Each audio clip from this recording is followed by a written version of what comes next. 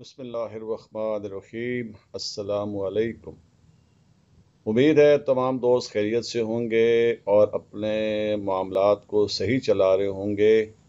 हमारी आज की इस वीडियो का उन्वान ये बनता है कि समंदर का पानी इतना नमकीन क्यों है, इसमें इतनी कड़वाहट क्यों है और सदियों सालों से कारखाना कुदरत का कमाल है कि इसका पानी एक जैसा ही कड़वा क्यों रहता है। तो आइए कुछ जायज़ा लेते हैं कि समुद्रों में पाए जाने वाले अगर तमाम नमक को ज़मीन की सतह पर फैला दिया जाए तो यह नमक 150 मीटर यानी कि 500 फुट की ऊंचाई तक जा सकता है। लेकिन ये तमाम नमक समंदर में कैसे पहुंचता है, जबकि समंदर में गिरने वाले दुनिया के तमाम दरियाओं का पानी मीठा होता है। तो देखते हैं कि साइंसदानों ने इस सिलसिले में अब तक क्या दरियाफ्त किया है। प्यारे साथियों, बारिश का पानी जब मिट्टी से गुज़रता है तो मिट्टी में पाए जाने वाले तमाम मादनियात इसमें घुल मिल जाते हैं और इन मादनियात में नमक और ऐसे कीमियाई अनासर भी शामिल हैं जिनके मुरक्कब से नमक बनता है और फिर यह पानी नदियों और दरियाओं के ज़रिए समंदर में बह जाता है। दरियाओं के पानी में नमक की मिकदार निस्बतन कम होती है, इसलिए यह हमें कड़वा कम लगता है। समुंदर की तह की मिट्टी में भी नमक पाया जाता है, बल्कि अगर ये कहा जाए कि समुंदर की तह के अंदर बहुत बड़ी बड़ी चट्टानें हैं जो नमक पर मुश्तमिल होती हैं तो बेजार नहीं होगा। और जब इस मिट्टी में गहरे गहरे शिगाफ पड़ते हैं तो पानी इन शिगाफों में दाखिल हो जाता है और चूँकि ज़मीन का दर्जा हरारत बहुत ज़्यादा होता है, इसलिए ये पानी भाप बनकर मिट्टी में से नमक घुलाता है और फिर गर्म चश्मों के ज़रिए ये भाप नमक समेत दोबारा पानी में शामिल हो जाता है। समुंदर की तह में आतिशफ़शां पहाड़ भी होते हैं। ये आतिशफ़शां पहाड़ बहुत बड़ी मिकदार में लावा उगलते हैं। इस लावे में बहुत सी ऐसी मादनियात मौजूद हैं जो पानी में घुल मिल जाती हैं और इसके अलावा मादनियात वाली गर्द और मिट्टी हवा में उड़कर भी समंदर तक पहुंचती है। इन तमाम ज़राए में से तरह तरह की मादनियात समंदर में पहुंचती हैं, यहाँ तक कि समुद्री पानी में तकरीबन हर किस्म के कीमियाई अनासर पाए जाते हैं। लेकिन जो कीमियाई मरकब सबसे ज़्यादा मिकदार में पाया जाता है वो सोडियम क्लोराइड कहलाता है, यानी खुर्दनी नमक। समुद्री पानी में पाई जाने वाली नमकियात में से 85% सोडियम क्लोराइड पर मुश्तमिल होता है और इसी वजह से सोडियम क्लोराइड की वजह से समंदर का पानी बहुत ज़्यादा कड़वा होता है।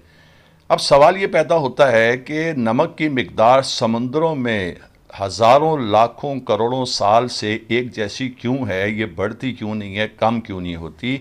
तो साथियों, समंदर का पानी जब भाप बनकर बादलों में तब्दील हो जाता है तो इसमें कोई नमक नहीं होता। इसका मतलब ये है कि नमक समंदर में रह जाता है और इसके साथ साथ हर लम्हा और भी मादनियात समंदर में पहुंचती हैं। इसके बावजूद समुद्री पानी में नमक की मिकदार कभी बढ़ती नहीं है, बल्कि हमेशा 3.5 यानी कि 3.5% हमेशा रहती है। नतीजतन जितना भी नमक समंदर में पहुंचता है उतना ही इससे निकल भी जाता है। लेकिन सवाल ये पैदा होता है कि ये सारा नमक कहाँ गायब हो जाता है। तो जनाब, उसके बारे में अर्ज़ ये है कि इसकी बड़ी मिकदार जानवरों के बदनों का हिस्सा बन जाती है। मिसाल के तौर पर मूंगे, सीपियाँ और गूंगे वगैरह अपना छिलका या ढांचा कैल्शियम से बनाते हैं, जो तरह तरह की नमकियात का एक अहम जुज़्व है। और इसके अलावा समुद्री काई और जरासीम जैसी नन्ही सी मखलूक़ात भी तरह तरह की मादनियात जज़ब कर लेती हैं। जब ये मखलूक़ात खाई जाती हैं या अपनी कुदरती मौत मर जाती हैं तो इनके बदनों में जो नमकियात और मादनियात होते हैं वो दोबारा से समंदर की तह में जमा हो जाते हैं। नमक दूसरे तरीक़ों से भी समुद्री पानी में से निकल जाता है। मिसाल के तौर पर दरियाओं के ज़रिए चिकनी मिट्टी समंदर में पहुंचती है और आतिशफ़शां पहाड़ों की राख भी समंदर में गिरती है। नमक चिकनी मिट्टी या राख से जुड़ जाता है और इसके साथ समंदर की तह में जमा हो जाता है। इसके अलावा नमक कई किस्म की समुद्री चट्टानों से भी चिपट जाता है। ऐसे बेशुमार तरीक़ों से नमकियात और मादनियात पानी में से निकलकर समंदर की तह में जमा हो जाते हैं। अब जनाब, इस सिलसिले में साइंसदानों का ये कहना है कि समंदर की तह में जो नमक जमा हो जाता है और वो वहाँ से गायब भी हो जाता है, हालांकि इसमें काफ़ी अरसा लगता है। زمین کی سطح بڑے بڑے ٹکڑوں پر مشتمل ہے جو حرکت میں رہتے ہیں۔ کچھ علاقوں میں ایک ٹکڑا دوسرے ٹکڑے سے ٹکرا کر آہستہ آہستہ اس کی تبدیلی کا باعث بنتا ہے، اور یہ ٹکڑے آپس میں ٹکرانے کے بعد آہستہ آہستہ نیچے کی طرف کھسکتے بھی رہتے ہیں۔ لہٰذا ایسے علاقوں میں اکثر زمین کی سطح پر بڑی بڑی دراڑیں، زلزلے اور آتش فشاں پہاڑ نمایاں ہوتے ہیں۔ عام طور پر ایسے ٹکڑے جو سمندری علاقوں میں واقع ہیں ان ٹکڑوں سے زیادہ بھاری ہوتے ہیں جو خشکی میں واقع ہوتے ہیں، اس لیے سمندری ٹکڑے اکثر خشکی کے ٹکڑوں کے نیچے کھسک جاتے ہیں۔ اس طرح سمندر کی تہہ میں جو نمک جمع ہو جاتا ہے یہ ان ٹکڑوں کے ساتھ زمین کی تہہ میں غائب بھی ہو جاتا ہے۔ اب عزیز دوستو، کمال کی چیز تو یہ ہے کہ مختلف سمندروں میں نمک کا فرق جو ہے وہ بڑی مقدار میں پایا جاتا ہے۔ مثلاً خلیج فارس اور بحر کلزم میں نمک کی مقدار تمام سمندروں کے نسبتاً زیادہ ہوتی ہے، کیونکہ وہاں پانی بہت زیادہ بھاپ میں تبدیل ہوتا ہے۔ اس کے برعکس جن علاقوں میں بڑے بڑے دریا سمندر میں گرتے ہیں یا بارش بہت زیادہ ہوتی ہے وہاں پانی میں نمک کی مقدار نسبتاً کم ہوتی ہے۔ برف میٹھے پانی پر مشتمل ہے، اس لیے ان سمندروں میں جہاں برف پگھلتی ہے وہاں پر بھی نمک کی مقدار کم ہوتی ہے، لیکن جب سمندر کا پانی جم کر برف بنتا ہے تو برف کے نیچے، سطح کے نیچے پانی میں نمک کی مقدار بڑھ جاتی ہے۔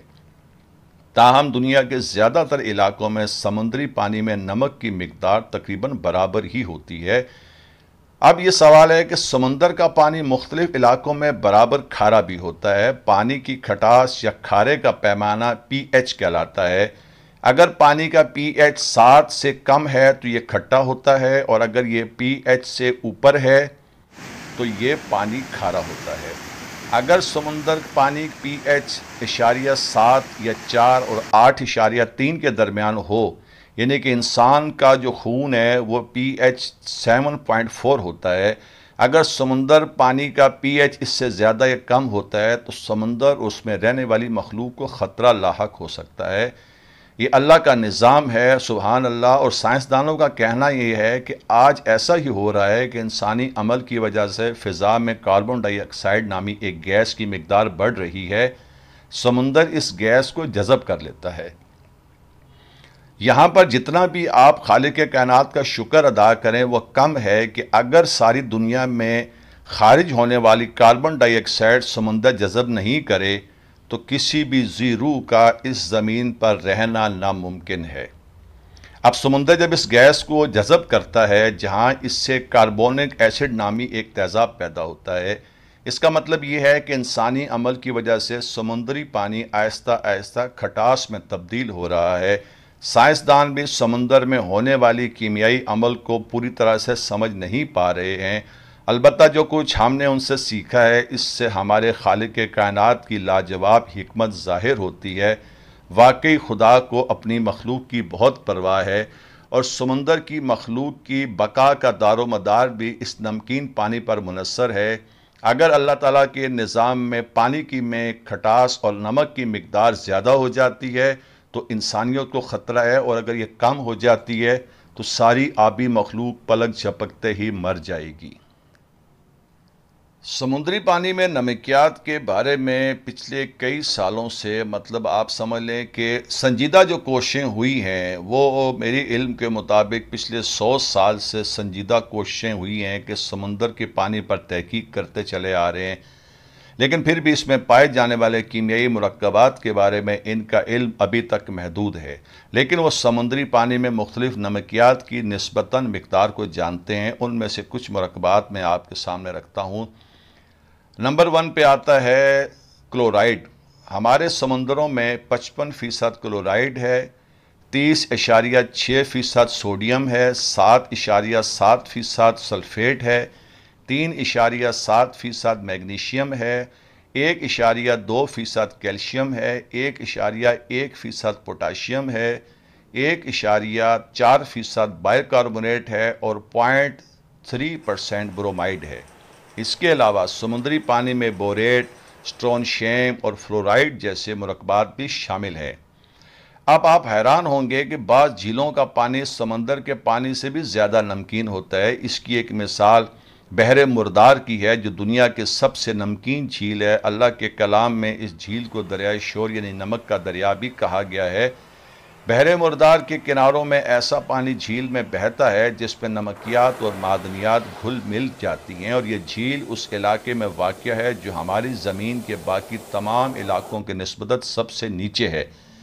اس لیے پانی صرف بھاپ بن کر اس میں سے نکل سکتا ہے، اور گرمی کے موسم میں اتنا پانی بھاپ میں تبدیل ہو جاتا ہے کہ جھیل کی سطح پر ایک ہی دن میں 25 ملی میٹر یعنی کہ 1 انچ کی تیر نمک کی اترتی ہے، اور اس کے نتیجے میں جھیل کے پانی میں نمک کی مقدار تقریباً 30% ہوتی ہے، یعنی کہ سمندر کی نسبت 10 گنا زیادہ پانی اس جھیل میں موجود ہے۔ نمکین پانی میٹھے پانی سے چونکہ زیادہ بھاری ہوتا ہے، اس لیے اس سمندر میں آپ بغیر ہاتھ پیر مارے تیر سکتے ہیں، یہاں تک کہ پانی کی سطح پر لیٹ کر اخبار پڑھنا بھی ممکن ہے۔ نمک اور صاف ہوا کے بارے میں تحقیق دان یہ کہتے ہیں کہ جب آلودہ ہوا میں بادل پیدا ہوتے ہیں تو خشکی کے اوپر ان سے بارش پڑنے کا امکان کم ہوتا ہے، جبکہ سمندر کے اوپر بارش کا امکان زیادہ ہوتا ہے۔ آپ ان تمام لوگوں سے کنفرم کر سکتے ہیں جو سمندر میں مچھلیوں کے شکار کے لیے جاتے ہیں، وہ اس بات کی تصدیق اور گواہی دیتے ہیں کہ خشکی کے بجائے سمندروں میں بارشیں بہت کثیر تعداد میں ہوتی ہیں۔ اس کی وجہ یہ بتائی جاتی ہے کہ موجوں کی حرکت سے یعنی کہ موجوں کی حرکت سے نمک کے چھوٹے چھوٹے اجزاء ہوا میں اڑتے ہیں، جو بارش کی صورت میں دوبارہ سمندر میں آتے ہیں۔ جب ہوا میں موجود بھاپ گرد کے ساتھ مل جاتی ہے تو ننھے سے بوند پیدا ہوتے ہیں، اور یہ بہت ہی چھوٹے ہونے کی وجہ سے ہوا میں اڑتے رہتے ہیں۔ لیکن اگر ہوا میں موجود نمک کے اجزاء ان بوندوں سے مل جائیں تو کئی چھوٹے بوند ایک ہی بڑے بوند کی شکل میں جمع ہو جاتے ہیں، اور ایک ایسا بڑا بوند زیادہ بھاری ہونے کی وجہ سے گر جاتا ہے جس کو ہم بارش کہتے ہیں، اور بارش کے ذریعے ہوا میں صفائی بھی ہو جاتی ہے۔ پیارے ساتھیوں، امید کرتا ہوں سمندروں کے بارے میں یہ تحقیق آپ کے علم میں اضافہ کرے گی۔ دعا کریں کہ اللہ تعالی ہمارے لیے آپ کے لیے آسانیاں بنائے رکھے۔ ملتا ہوں انشاءاللہ اللہ کے فضل سے ایک نئی ویڈیو ایک نئے ٹاپک کے ساتھ اگلی کسی ویڈیو میں آپ سے۔ تب تک کے لیے مجھے اجازت دیجیے۔